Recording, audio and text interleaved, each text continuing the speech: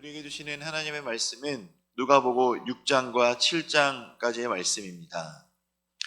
누가복음 6장 1절에서부터 11절까지는 안식일에 대한 논쟁이 기록되어 있습니다.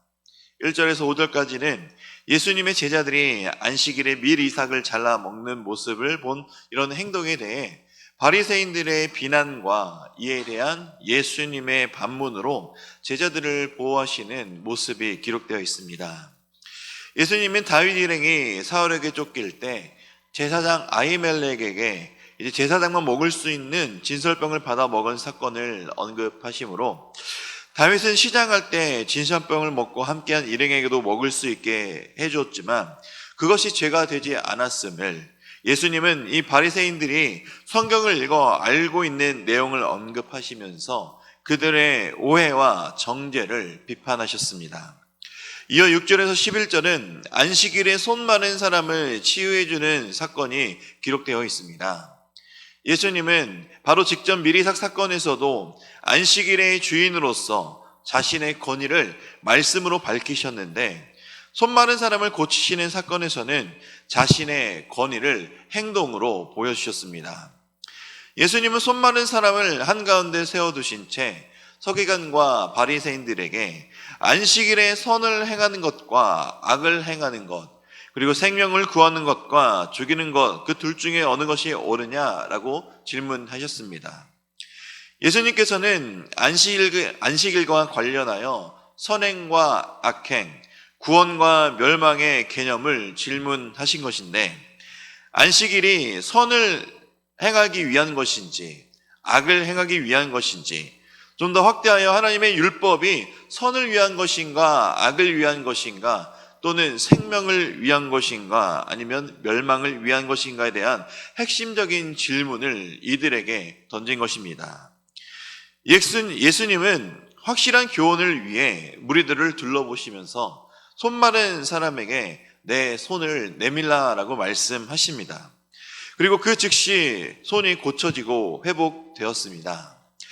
예수님은 안식일의 주인이라는 말씀을 손 마른 자를 즉각적으로 치유하시는 행위로 입증하신 것입니다. 이 정도 되면은 서기관과 바리새인들이 예수님의 권위 앞에 무릎 꿇고 예수님을 경배해야 했지만 그들은 오히려 더 악한 마음을 품고 예수님을 죽일 방도를 구하기 위해 의논하기 시작하는 모습을 보입니다. 12절에서 49절까지는 제자 훈화로서 예수님이 제자들을 부르시고 12명의 사도를 세우셔서 병을 고치시며 평지수훈을 통해 병을 고치시고 복과 화해에 대해서 선포하시며 이어 제자들에게 윤리를 가르치십니다. 제자의 윤리에서 세상은 원수를 미워하는 것이지만 하나님의 나라를 위협으로 받은 예수님의 제자는 원수를 사랑해야 된다라고 가르쳐 주고 계십니다. 예수님은 원수까지 포함하는 사랑과 그리고 원수까지 사랑하는 사랑의 자세와 신뢰를 드신 후에 남에게 대접받고자 하는 대로 너희도 남을 대접하라라는 황금률을 제시하고 계십니다. 남에게 대접을 받고자 한다면 그대로 남에게 먼저 해주는 것이 바로 예수님께서 보여주신 원수까지 사랑하는 사랑의 비결이 됩니다. 우리는 가끔 사회생활을 하면서 또는 교회 생활을 하면서 이 사람이 왜 나를 만나주지 않을까?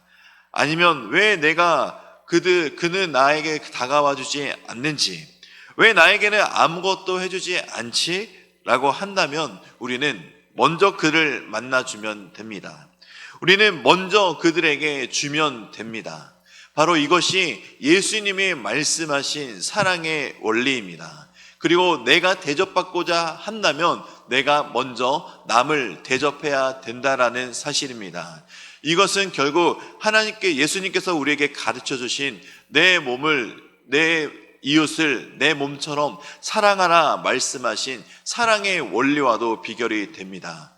그러니 우리가 대접받고자 한다면 우리가 먼저 사랑으로 섬기는 예수님의 가르침을 먼저 솔선수범하는 우리들의 모습이 되시기를 바랍니다. 이것이 바로 예수님의 제자 된 제자도입니다. 7장입니다. 7장 1절에서 10절까지는 백부장이 종을 고쳐주시는 장면이 나옵니다.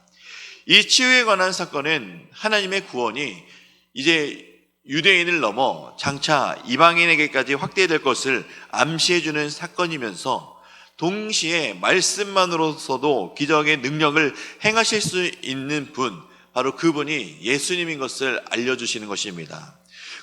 그리고 또한 이러한 예수님을 믿는 이방인인 백부장의 믿음이 동시에 돋보이는 사건입니다. 무엇보다 이 백부장의 삶은 예수님께서 가르치시던 사랑의 실천을 몸소 보이던 삶을 살았던 사람이었습니다. 당시 상전과 종의 관계를 생각해 보았을 때 이 백부장이 보여주던 모습은 굉장히 파격적인 모습이었습니다. 게다가 로마의 지배를 받는 상태로 보았을 때 도무지 더 이상 이해할 수 없는 행동을 보이던 사람이 바로 이 백부장이었습니다. 그는 자신의 종을 대하는 모습이 윗사람이 아랫사람을 후대하는 정도의 차원이 아니라 자신을 도리어 낮추어 섬기는 자세로 종을 소중히 대하게 되었던 것입니다. 당시 사회적인 통념과 상충되는 이러한 주인과 노예 사이의 관계는 로마인들을 원수로 생각하는 이 이스라엘 사람들마저도 충분한 감동을 주기에 남을 사건이었습니다. 이러한 백부장의 인격은 유대인들의 장로들도 인정하였고, 이러한 백부장의 소식을 들은 예수님께 이 장로들이 직접 예수님께 찾아와 이 백부장의 종을 고쳐주기를 간구하는 모습 또한 보여주게 되었습니다. 무엇보다 이방인이었던 백부장의 믿음은 예수님도 놀랍게 여기시는 믿음이었습니다.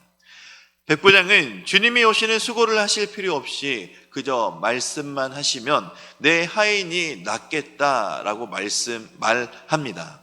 주님의 말씀을 전적으로 믿는 그 믿음은 정작 유대인들이 보여줘야 하는, 하나님의 언약 아래 있었던 언약 백성들이 보여주어야 하는 믿음이었지만, 유대인들은 이런 믿음을 보이지 못하고 오히려 언약 밖에 있었던 이방인이었던 이 백부장에게서 이러한 믿음이 나오는 것을 보시고, 예수님은 이스라엘 중에서도 이만한 믿음을 만나보지 못하였다라고 말씀하십니다. 바로 우리의 믿음이, 우리의 삶이 이러한 백부장의 믿음과 삶이 되어야 합니다. 내 이웃을 내 몸과 같이 사랑하라 말씀하신 주님의 말씀은 이방인인 백부장의 삶을 통하여 실천하며 살고 있었던 것입니다. 그리고 그의 삶은 사람들에게 보여주는 형식적인 것이 아니라 내면으로부터 나오는 진실한 것이었기 때문에 주변의 사람들까지 감화될 수 있었던 것입니다. 우리도 우리의 삶을 주님께서 가르쳐 주신 대로 살아가야 합니다. 예수님께서 말씀하신 사랑의 실천, 그리고 내가 대접받고자 한다면 남에게 대접하고자 하라는 이 예수님의 말씀의 가르침, 우리가 이것만 먼저 지키고 살아간다면 우리의 삶을 통해, 또 우리의 언행을 통해, 우리의 행실을 통해 예수님을 믿지 않는 사람들이 바로 우리를 통해 예수님을 믿게 되는 그런 놀라운 복음의 기적이 일어날 수 있게 될 것입니다.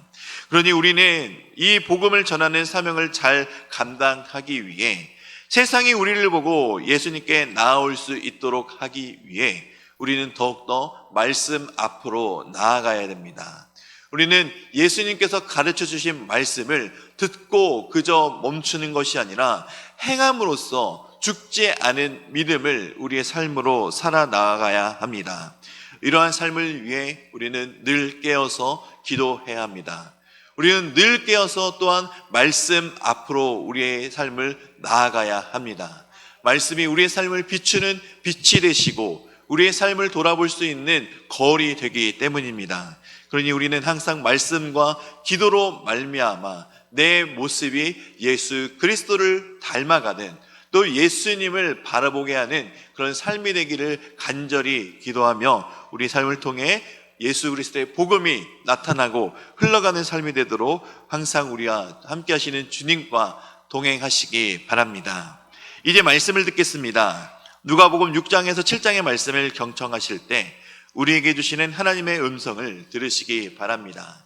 주의 말씀은 내 발의 등이요 내 길의 빛이니이다. 아멘.